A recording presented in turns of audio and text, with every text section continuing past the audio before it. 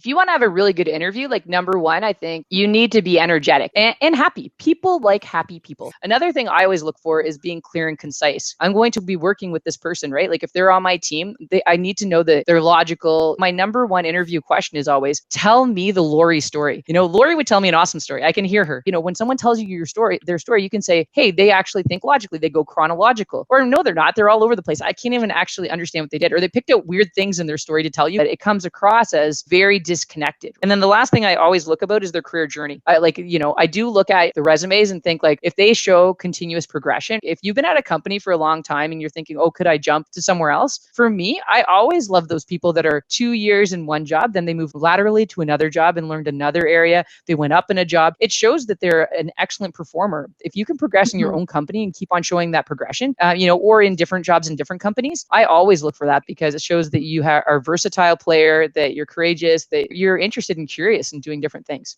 Some other things that I have to add on is when you show up in the interview, make sure that you've done your homework on the job, the role, maybe even your interviewer, look them up on LinkedIn. Maybe you have a connection to them that you can build that relationship with. When I ask a question about why do you want to work here? Or, when someone says, well, it's a global bank, I love global banking. I want them to go deeper, right? And it kind of shows me that's a surface level answer. And when people give deeper, more thoughtful, purposeful answers, that's when I know like they've done their homework. And I'm also seeing, how did you prepare for this? Because I feel that they're going to apply that same rigor to their job. And I want to know that people are top performers. That's what we're looking to hire. So they need to showcase that.